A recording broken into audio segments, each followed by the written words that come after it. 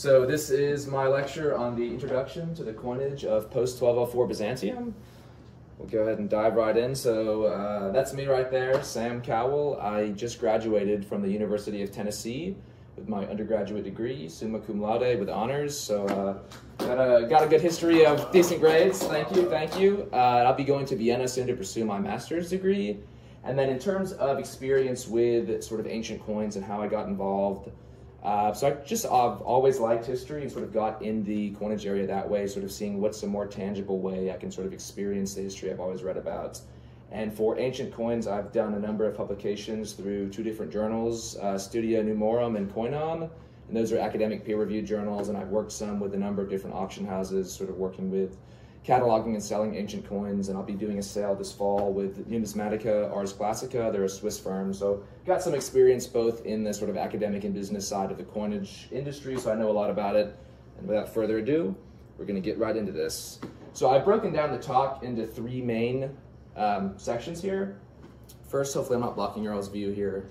I don't know if you can see the thing fine, but first is going to be David, Melchizedek, and Caesar. This will look more at the office of the emperor himself. So when we kind of look at their coinage, we want to understand what is the emperor, because he's the one who issues these coinage, so you kind of have to understand what his role in society is, what he encompasses, what his ideology is. So first looking at that, then second looking at basically the emperor and his place in society and why the Byzantines even minted money. Not every ancient society did, so it's sort of a question of what benefits and maybe even downsides there are towards that. Then third and finally, we're going to look at the actual coins themselves and seeing the Byzantine iconography and seeing sort of what did they put on their coins and why. And so sort of all of this will give you a nice holistic understanding of here is the Byzantine ancient coin, here's why they minted it, and here's what they want you to take away from that.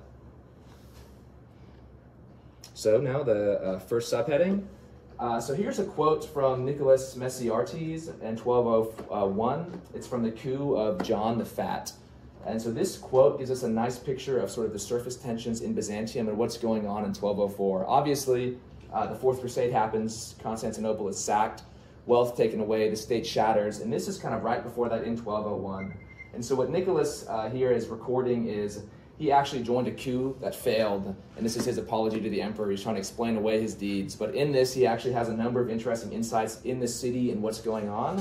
And so his quote is, talking about the sort of the mass general population in Byzantium, in Constantinople, and he says, sort of they, the masses, they shouted out, from now on, all will be well with us and with the Roman Empire. No longer will we be overrun by the barbarian, not by the Scythian, Bulgarian, Tauro-Scythian, Pers-Armenian, Illyrian, Triballos, Paeon, Alman, Italian, Iberian, Libyan, nor even today by the Persian, who has achieved great success in Asia.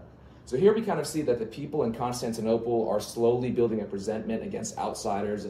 They sort of see themselves as the elite society, the elite culture, and they don't like foreigners coming in. And sort of most interesting here is the mention of Italian in that list, those being sort of, well, the papal states and whatnot, the Normans, they're going to eventually come along, Venice obviously, and sack Constantinople. So you're seeing a lot of ethnic tension and sort of just a lot of unease below the surface and sort of a fracturing of the state.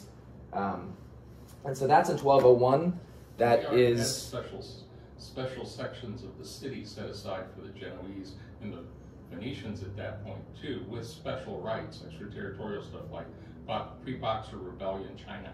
Yeah, and that sort of has ethnic tensions too in terms of the people aren't pleased with those special rights being granted.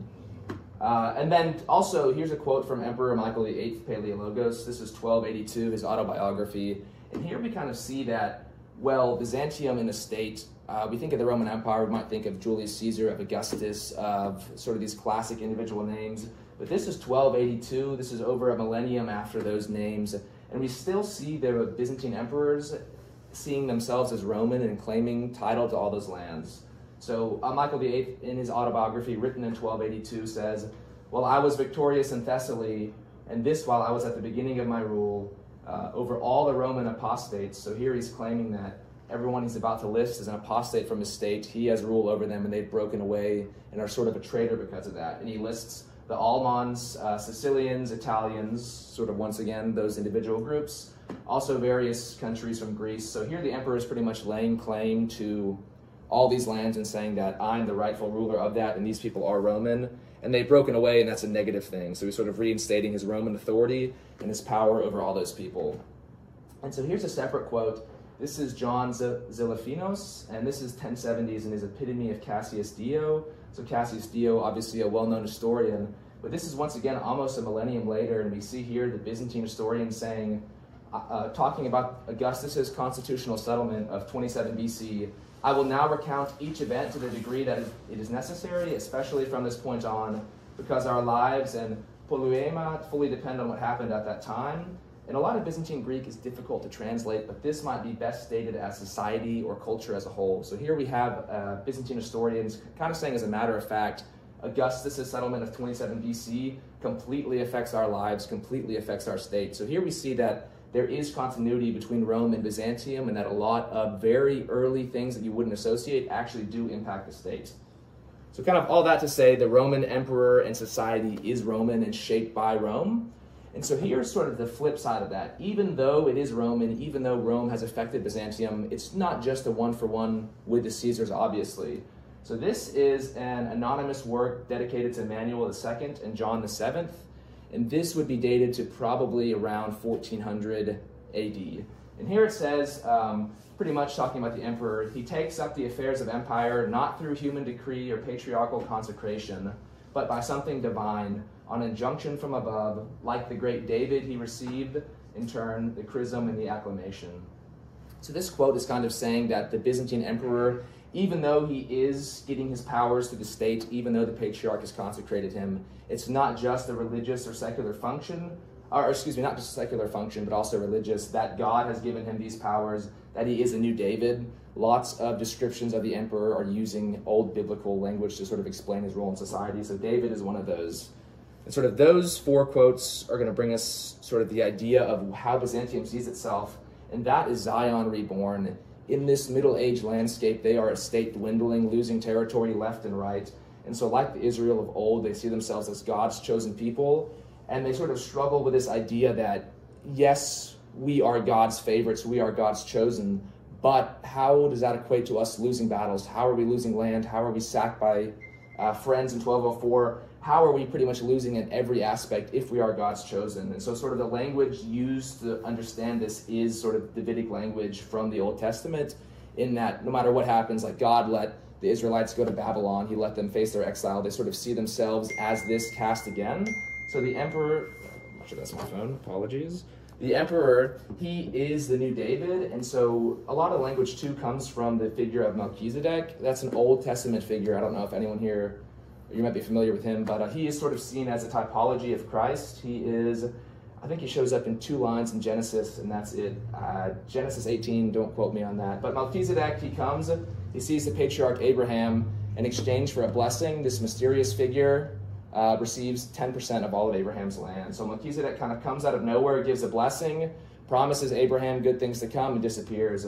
So the emperor kind of sees himself uniquely as both David and Melchizedek. In the sense of David, he is receiving from Christ a blessing, but he also is a new Melchizedek in that he sort of presents himself as a figure of Christ. He is the one who from the Lord, through his works, receives good blessings for his people. He kind of acts as the intercessor between God and the kingdom.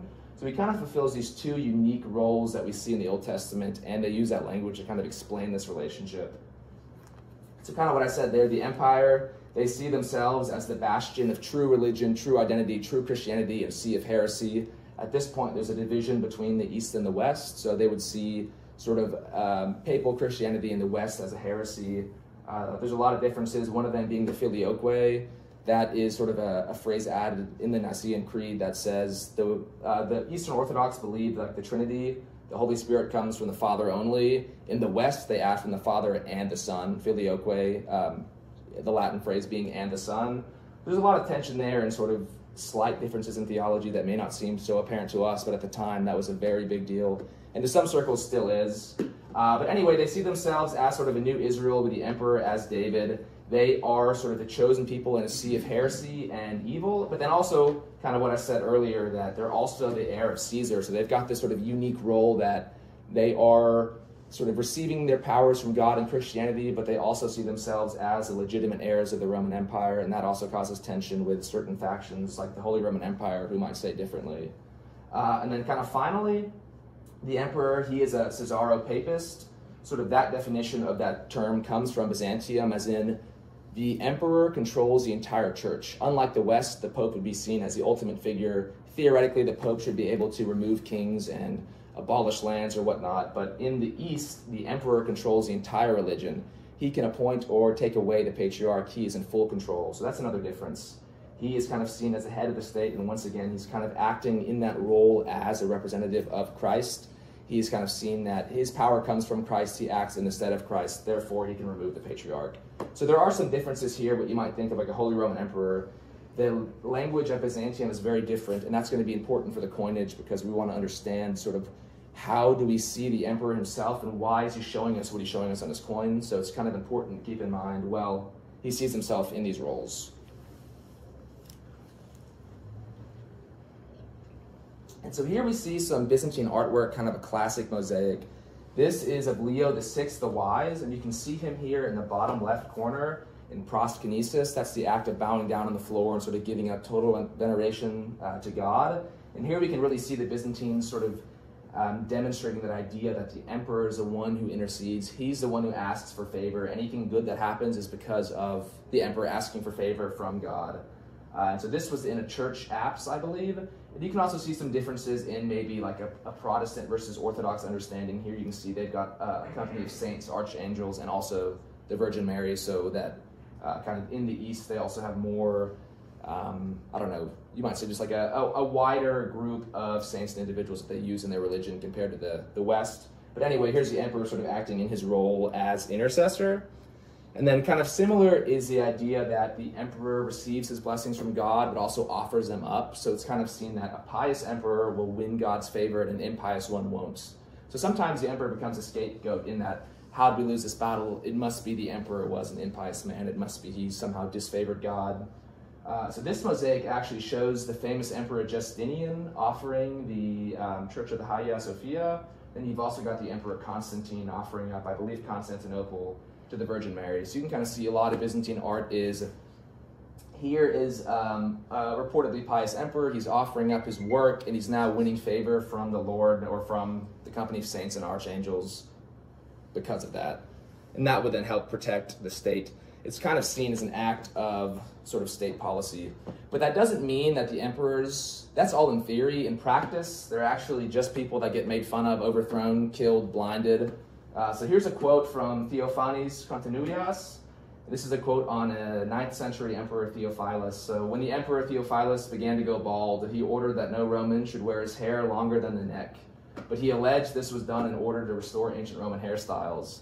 So you can see here they're kind of poking fun at the emperor that he's going bald, but he's trying to claim that no one can wear their hair long because it's an ancient Roman hairstyle, but really they're just sort of poking fun at the emperor there. And it kind of goes to show that even though their propaganda shows them being serious, oftentimes they were treated more lightheartedly just as an individual. And here's another one. This is by Anastasius of Sinai in the 7th century in a work called Questions and Answers. And he says that he's an abbot who had a dream in which he asked God whether all rulers were appointed with his approval. God said yes. Then the abbot responded, why, Lord, did you send the evil Lord Phocas to rule the Romans? That was a 6th century, 7th century Roman ruler who was considered one of the worst. Then God answered, because I could find no one worse. So you can see the Byzantines had some humor, and even though they had this idea of the divine appointing everything, it doesn't mean they're going to have great emperors all the time. They can understand that with humor, and that the office of emperor isn't always so highly lofted. One last quote kind of along those lines. The Emperor Michael VII Ducas was naive, ignorant, and inexperienced enough that he was deemed fit only to be a bishop. That's from Michael Atiates. So anyway, there's a lot of quotes like that that kind of show that they can have some fun at their society. The emperor, even though he is the intercessor of Christ, a lot of times they're going to poke fun at him anyway, and that doesn't actually always pan out in practice. So that's a bit about the actual Byzantine emperor himself, his role in society, and kind of how he sees himself and how society sees him. Now is kind of more about the general society and the function of money within that. We're going to sort of kind of now trend in the numismatic direction from society itself. So this is kind of talking about Byzantium itself. So this is Constantine VII. He was known for being a very wise emperor. He compiled a bunch of works and wrote a number of novels and things like that. But here we have him saying the politeia is divided into three parts: the military, the priesthood, and the agriculture. And once again, Greek terms can be sort of difficult to fully translate into English. They're not always a one-for-one. But politeia, you might say, is state or society again. So here we kind of have Constantine saying that, and this is the Byzantine viewpoint, society is your military, your priesthood, and your agriculture. Your military protects your agriculture. They can grow crops. Now your military can eat, and the priesthood can pray and protect everyone. There's no part of society left for commerce. Commerce is seen as bad. As mentioned earlier, sort of with foreigners being left in certain quarters in the city, they're given the task of commerce because it's seen as dirty, it's seen as unchristian, it's seen as almost taking advantage of things. If you were to make a profit in Byzantium, that's seen as theft. That's a negative. The emperors are always making laws to sort of crack down on that. They don't want people profiting off their agricultural workers. They don't want people profiting off the military and especially the priesthood. So Byzantium is a society that mints money, but they're not minting money for commerce. They're not minting money for trade. That's very important to keep in mind. We're going to get into that a bit more here. So then if there's no room for commerce, nowadays we think we have money for economic reasons. We want money so I can go trade with a different country, so I can go buy things, so we can facilitate trade. That's not the case in Byzantium, so why would they mint coins? Number one, it's an imperial prerogative. It's an old tradition that harkens back to the Senate itself in ancient Rome. They used to have the Senatus Consultum, the rules that the Senate itself could decree coins or issue coins, and over time that was sort of adopted and taken away by the emperor himself. Then of course the Roman Empire is passed down to Byzantium. They inherit that tradition for their state and see themselves as really one of the only legitimate issuers of coinage. And one of the main reasons they would issue coins is efficient taxation. I'm sure everyone here loves taxation. The Byzantines did. They taxed just about everything and anything. Let me get a drink here real quick. But in the West, you had a very, very feudal, archaic system. The idea is people point to Charlemagne and say, you know, here is the new Roman emperor. Here is a man who has saved the West and rebuilt the foundations of Rome. Well, what does Charlemagne do to uphold his state? He has feudal levies, gives away land. He will give you a fief. In return, he provides soldiers. That's the end-all, be-all. There's nothing else beyond that. So it's very rudimentary. Just for the protection of the state, you get land. There's no money, no taxation. Byzantium is very different. The emperor does have fiefs to hand out, and they do that sometimes, but it's more about a land tax. You can own private land, and that's yours to keep or sell or change. One sec. Keep, sell, or change, but he's going to tax you on that. He's going to ask for a 1/12 of whatever you have in that land. And so the emperors really use coinage as a backbone to have taxation. They're going to tax on imports. They're going to tax on exports. They don't want money leaving the empire. They're very strict about that. They've got many laws on that topic. They want to prohibit their money leaving. The point of money is not for international trade, but small amounts of trade inside the empire, but mainly just taxation. And also you can easily store and distribute wealth. So the idea is now the emperor can keep that in his imperial treasury. He can store it there and have it safely. And then also, really the main reason why you would have taxation is soldier payment. They want the soldiers to have money that way. In Byzantium, later on, you have some cases of soldiers receiving land in exchange for service, but it's mainly just coinage. And so unlike with Charlemagne and certain Western feudal countries, Byzantium is a currency-based country. And that is beneficial. You see mercenaries coming, like the Varangian Guard, very famous. Well, why do they go to Byzantium? It's not to get land fiefs. It's to get hard cash, to get gold, to get silver, to get treasure, and all of that. Your question, sir? The empires previous to Byzantium, they had coinage and commerce. Did any of that creep into in the mindset of those when they changed over from Roman to Byzantium? Yeah, that's a great question. So actually, I would say it's continuous in many ways. So the solidus is invented by Constantine I, a new denomination, kind of seen as like a dollar of the Middle Ages. It was 4.5 grams of pure gold, and that was seen as sort of revolutionary. The old Roman aureus, the denomination before, was twice as heavy, but by cutting that in half, you facilitated more trade. It was seen as just more useful for your day-to-day person. So anyway, that sort of idea and the system behind it does continue on into Byzantium. There's economic reforms. Right. But even like you had the coinage that they paid the legionary with sesterces, so that's silver. Would that be more common? Yeah, well, so they had the early silver Sestertius and later on the bronze one. Right. But that sort of a tri-part metal system continued on. But you'll see, I'll get into it later. I'm going to talk about that more later on, just not to change it too much. Anyway, so here is, we'll talk about that in a bit, but here is, once again, Nicholas Messiartes, 1201, coup of John the Fat. This is a very interesting quote. I think one, if not the only quote in the entirety of Byzantium that actually talks about the mint itself in the function of actual location on a map, an actual part in the city. And so this is once again during this uprising, so you've got commotion everywhere, you've got looters, rioters, you've got lynchings, you've got churches being burned down, broken into, relics stolen. Of course, if you're going to go rob some places in 1201 Byzantium, where are you going to go? The mint. They've got money, tangible money being struck, they've got pure metal. So of course, they all run to the mint. And here we have once again our author talking about, this is his words, "I was thrown into considerable confusion. I saw streaming out of the imperial mint men in blackened cloaks, breathing hard, their feet covered in dust, their faces in soot.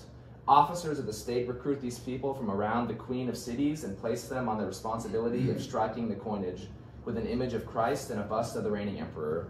So here we can see he's not painting a great picture. What the imperial mint officials would do is go around to the lower income neighboring areas around the city of Constantinople and recruit people to go work in the mints. You can see when they ran out, when these gates were broken open by the crowd, they're covered in soot and blackened cloaks. So it's not great working conditions, but what's interesting is here we already see what we can confirm what the emperors did do was mint a coin, obviously two sides. The one side would be an image of Christ or the saints, the other side, the reigning emperor. And the quote continues. So here we say, "Experts with hammer and anvil, they are hidden away in chambers which never see the light of day, but which run like gold, like another Ptolus." So here we see that these are sort of underground, hidden away. They're not public. You're not having coming in and coming out of these areas. They're very much hidden and sort of tucked away, and they're going to mint coins all the time because the empire needs that to run. And then sort of last part of the quote, we can once again see just the awful conditions of the workers here. Continuing the quote, "Against their will," as in the crowds broke in and sort of rushed all the workers out of the mint now. They're going to steal the money. So against their will, the workers hurried away from their quarters as though escaping century-old fetters, covered in soot, distraught, and bewailing the loss of their broken-down beds and sheepskin covers, their pliers and tongs, and their outer garments. So here we can see the mint workers are in very low economic status. They're not getting paid much, and they're pretty much being, I don't want to say abused, but they're going to have very low working conditions that almost rival a sort of slavery or sort of indentured servitude. They're pretty much recruited from cities outside of the capital, brought in, locked away underground, and worked for years for low payment. So it's not a great gig, but with that in mind, we can kind of see the context here of the mint and how these coins are minted. And so now kind of focusing from a wider picture of the emperor and the mint itself, we're going to sort of hone into the post-1204 empire. So in 1204, you have Constantinople gets sacked by the Fourth Crusade. Venetians come in with crusaders, and they sort of rob the city and set up a rival Latin kingdom in that city of Constantinople. So now you've got pretty much a fragmentation of a sort of pan-European and part Anatolian empire that now has lost its center capital, it's lost its home, it's lost sort of the thing that keeps everything put together. And in that, you're going to have three states sort of rise out of the ashes and become rival claimants for the title of Byzantine. So first is Epirus. This, I've got a map here that I'm going to go to in a bit. I'll switch back and forth here. But Epirus, you can see here is on the top left, sort of near modern-day Albania and Greece. And so they are one of the first breakaway states to form. So the 1204 sack happens. They sort of present themselves as the staunch Orthodox party. They are the Orthodox Christians. They are hardliner loyalists. They will not capitulate with the papacy. They will not even fathom communication with the West. They see themselves as sort of, nationalist is the wrong word, but they see themselves as very Byzantine in culture, and they're not going to give away. That's not flexible. That's sort of their hard line. They're not going to move from that. So they're one of the first contenders to come. Sort of their main rival is Nicaea. And sort of spoiler alert, Nicaea wins in the end. They become sort of the main empire. Let me go back to that map real quick just so you can see. So you've got Epirus over here and Nicaea right here. They're sort of the main two contenders battling it back and forth. And so Nicaea, they are a bit more flexible in policy. although they're staunchly Orthodox, they sort of in the beginning sort of deliberate, should we give in, should we join the West, should we become Latin Christians, is that worth it for us? In the end, they sort of think that no, that's not the case, but there's some sort of conflict in the beginning where sort of Epirus sees Nicaea as almost traitors. Like, how could you go and talk to the West? The West sacked our city, they've stolen our riches, burned our homes down. So you get some conflict there. And Epirus, actually, they are on track to win more or less the sweepstakes, but in 1230, their emperor gets caught by the Bulgarians and blinded. And that cuts away all momentum because now the head of your state is incapacitated. So when that happens, Nicaea pretty much, although it was in second place, can now sort of get a lot more momentum back, and they eventually go take over parts of Epirus and reduce them to a despotate and eventually take them out of existence. And last but not least, they're sort of sidelined the whole time is Trebizond. So Trebizond is over here in the Black Sea coast, sort of off the map, and they don't really have too many dealings with Byzantium. They're kind of out of the way geographically, and although they claim to be a Byzantine successor state, they eventually give up that title in exchange for some lands and money to Nicaea. So eventually Nicaea becomes the restored empire. After 1204, they're kind of seen as the state reform. The other ones fall away, but they all do mint coinage in this context. So we're going to kind of see examples of that as we go on. But keep in mind, in this sort of fractured environment, there's more than one state. This used to all be Byzantine, but with 1204 and a couple events before that, this map kind of shatters. You've also got the Latin Empire, that's very famous. The Crusaders who came, they set up a new kingdom, but honestly, they don't mint very many coins of importance, and they also fall away rather quickly, so I'm not going to go too much into them just due to the time limits of my presentation. And so now we're going to be getting into the actual coins themselves and denominations. So the Byzantines have a sort of tri-metal system. Everything is based on the value of a hard metal, a valuable precious metal. You've got gold, silver, and bronze. And the actual exchange rates fluctuate because the purity and weights of these coinage fluctuates. You might have a gold hyperpyron of 18 carats at 4.35 grams or one of 16. So I'm not going to bother too much about pure exchange rates because those do value in the numbers, just because weights and purity vary. But sort of your main coin, the backbone of your economy, is the hyperpyron. That is gold. It is a fineness of 18 to 16 carats. It's got an average weight of 4.35 grams and an average diameter of 28 millimeters. And these are going to be scyphate coins. They're not, if you look, you can kind of tell here, they're not flat, but they're actually curved. They're cup-shaped. And that's, no one knows exactly why the Byzantines minted coins like that, but it's thought it could be an anti-counterfeiting measure. It's more difficult to counterfeit a coin like this because you've got to get your dives curved and matching in degrees and things like that. So it could be more hard to counterfeit, so that's one reason why they might have done this. And of course, I've got a hands-on demo at the end with some ancient coins. You'll kind of see that cup-shaped nature more in person. But anyway, keep that in mind. Not every coin is flat, which you might think. You've also got the tricephalion or the trachy. These are struck in electrum or silver. Electrum is a gold-silver alloy. That's actually the very first coins ever minted were electrum in Ionia, roughly 600 BCE. But anyway, sort of early Byzantine coinage in this period is electrum, and it shifts over into silver. These are an average weight of 2.82 grams, diameter of 31 millimeters. They're also of extreme rarity. I forgot to list in the last slide, I did mention the states who issued these coins. So only Nicaea issued the gold hyperpyron in the restored state as well. For the silver trachy, you've got pretty much every state that I mentioned, they all issue this coin. These are the most rare, valuable, and desirable in the period. You don't see them very often, and they usually have very fine dies, and the silver kind of helps to accentuate the design and show the details more seriously. And I'll be going through and explaining actually what's on the coins here in a minute.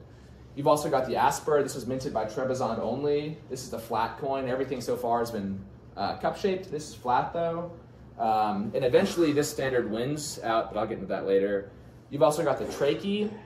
So these are now in bronze. We had gold, the most valuable, silver, less valuable, bronze, even less valuable. This is a copper alloy.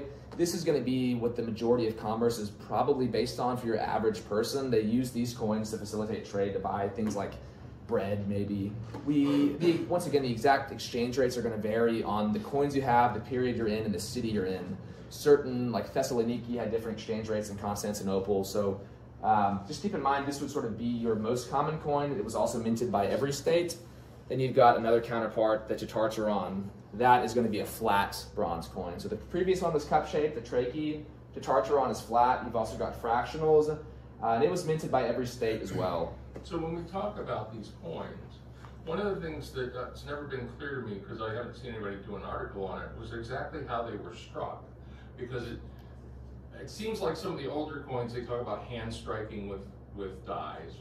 And because they did have better equipment than that, I was wondering how much of it they did that was sort of semi-machine, in the sense that It's all you have a hand. large pile driver or something, so you get a stronger image or a better edge. So this Because is all of them hand. seem to have that, you've got the central strike and then you've got an irregular edge because it's been squashed in something akin to a hand die. Yeah, well, so you get milled coinage. That's going to be like British. I think it's a British invention. Okay. Maybe Spanish, like 1500. This predates all that. Yeah, I it's get going to that. be hand struck. What they would do is get a die. We don't know exactly what metals they would use. Presumably iron. What you would do is carve the inverse. So if you see this design, you've got to imagine you would have kind of the negative image carved in your die. So when you strike a flat coin, you heat up your flan. The metal's not liquid, but it's malleable now. Right. You hit that, the design gets imprinted.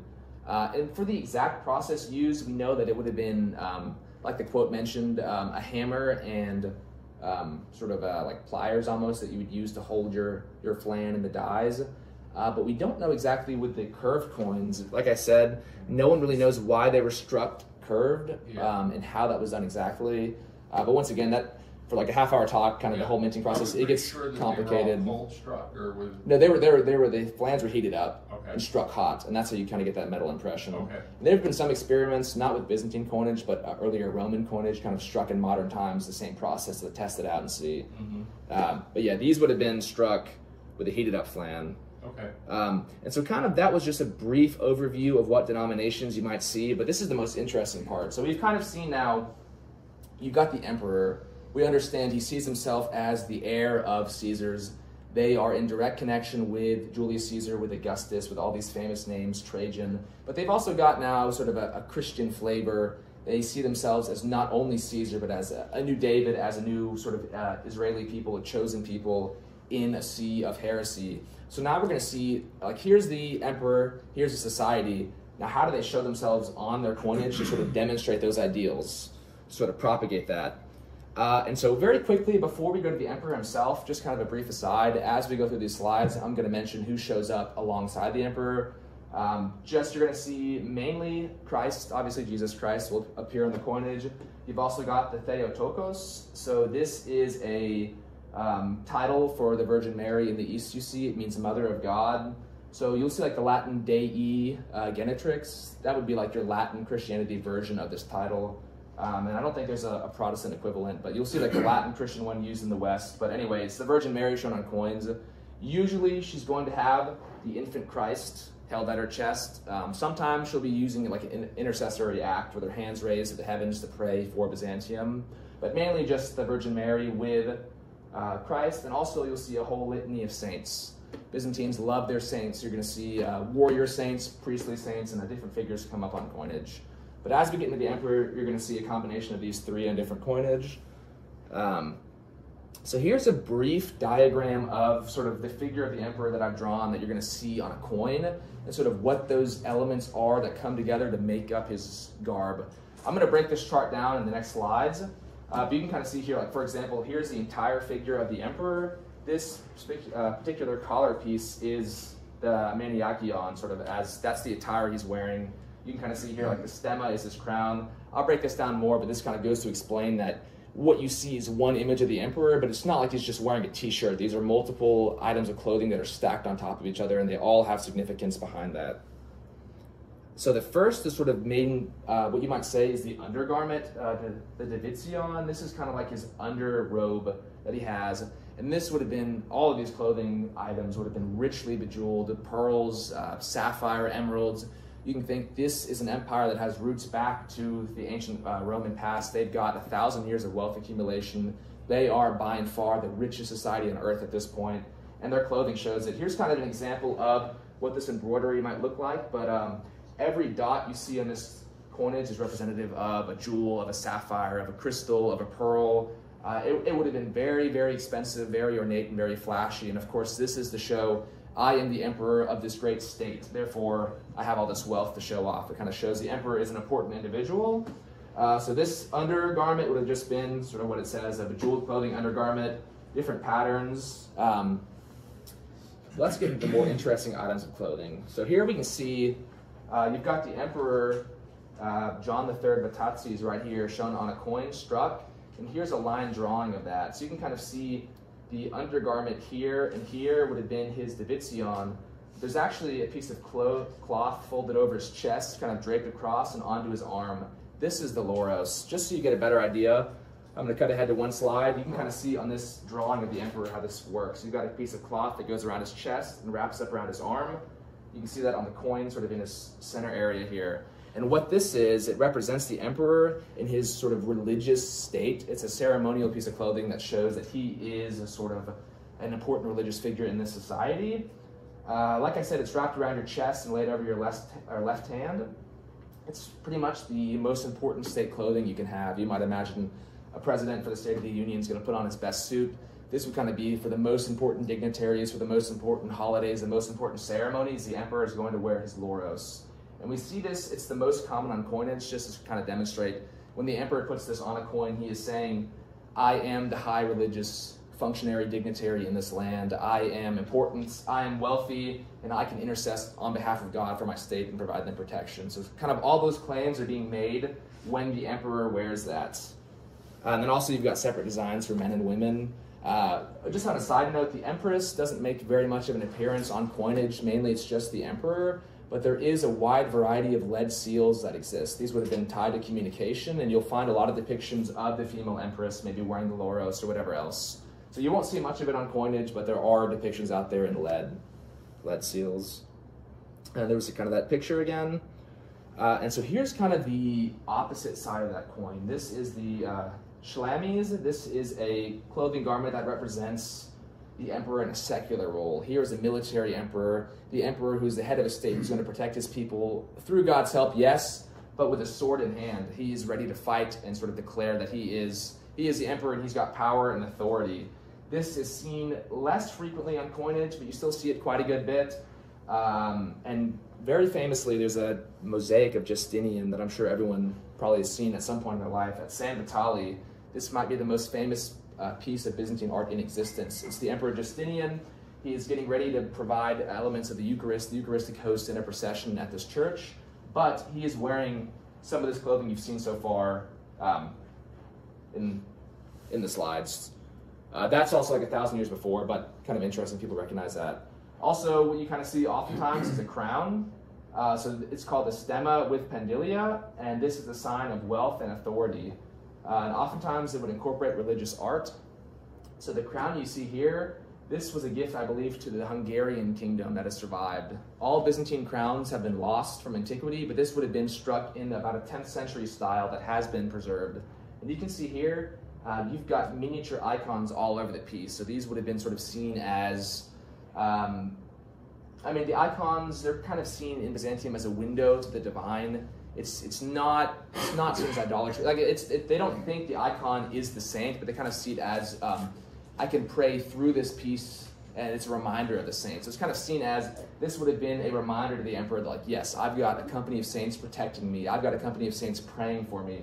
It's kind of seen as a pious way of sort of having that connection with the divine. And so your crown and oftentimes clothing would have had icons sort of sewn on or put on. And that just, once again, kind of provides divine protection and, yeah, seen throughout a lot of art.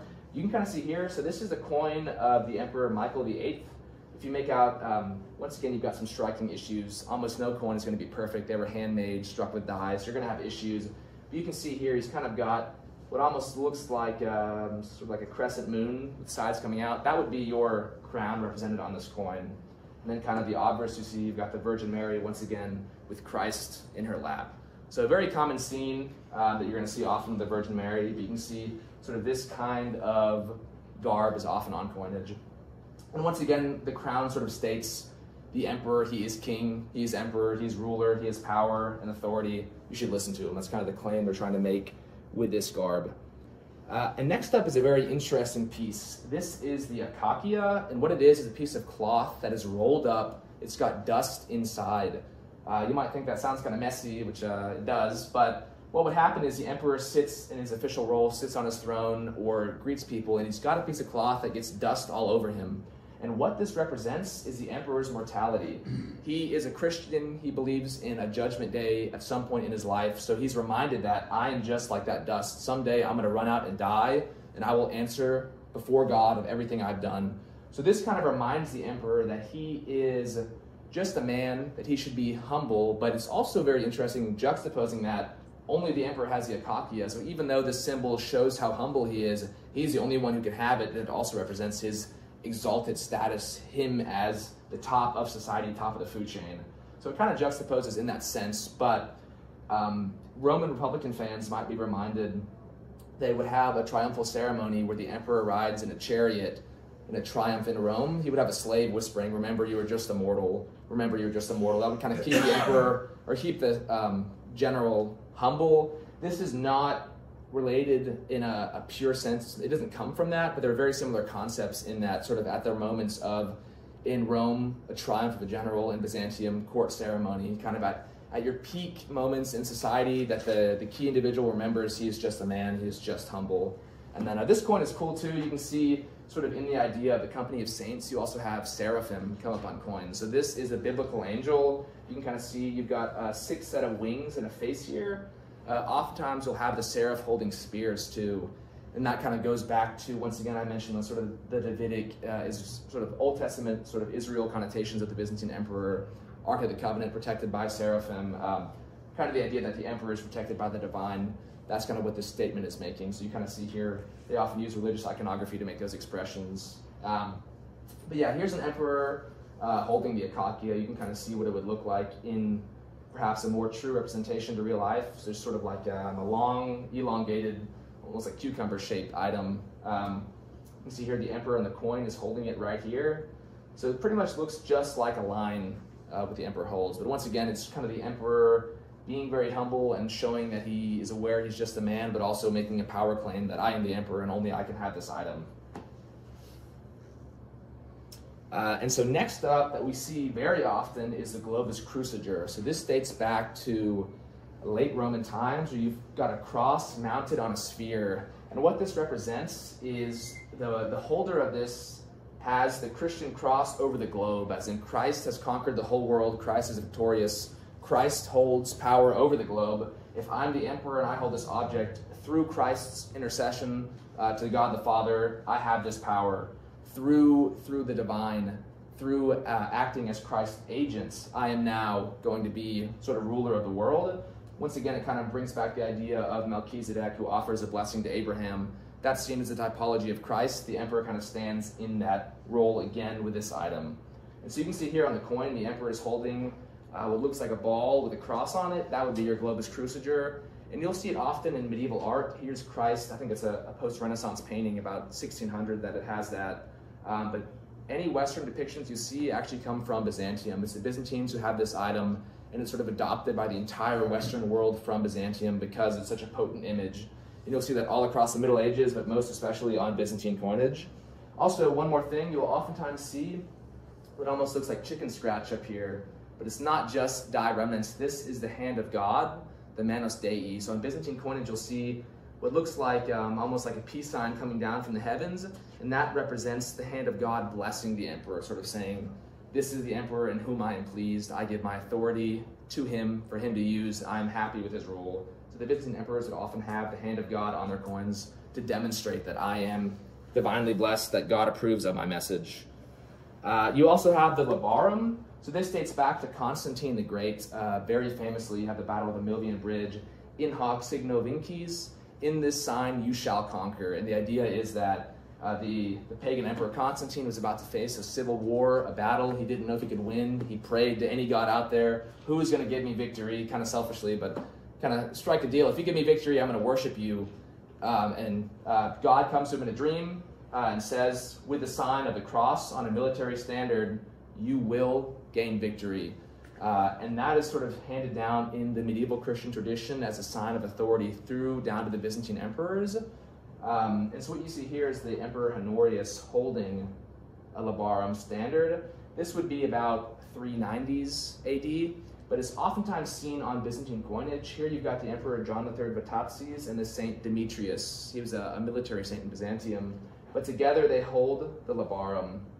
That's kind of showing that the emperor is displaying his legacy as a Caesar. He is in the order of Constantine. He is sort of descended, his power comes from the Roman Empire, but also he's getting his power from God himself through regular intercession, that Christ sort of protects the emperor through that standard. And then lastly, kind of what you see a lot of are scepters. That's just a very common item in Byzantine coinage. They've got patriarchal cross scepters, they've got scepters with a fleur-de-lis on top, scepters with a star on top. It's a very common scene pretty much in any coin you're going to find. They're going to have some kind of scepter.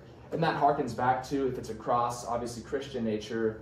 The fleur-de-lis is a sign of nobility in the Middle Ages that kind of comes to be a sign of wealth, of power, of esteem, of an ancient house. So the emperors often have that. This is the fun type. You can see the emperor here is depicted winged, almost as an angel. He's got his wings out of his side, which is very interesting, and once again, sort of a seraph type. But there's a lot of creative coin designs out there where the emperor sort of displays himself not in a divine role, but sort of being as protected by the divine, as in like these angel wings are kind of shown as the divine protection, a guardian angel protecting him and the empire.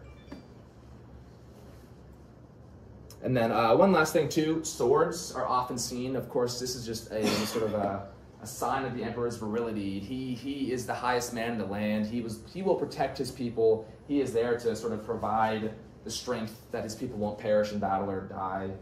You can see here a Byzantine emperor on a coin depicted in military garb.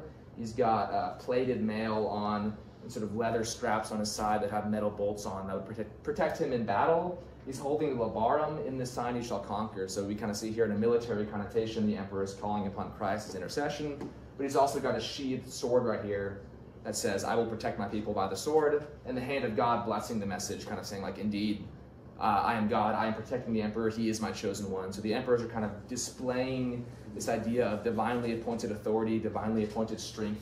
And of course, sometimes it worked, sometimes it didn't, but that's the message they wanted to portray, that God was protecting them.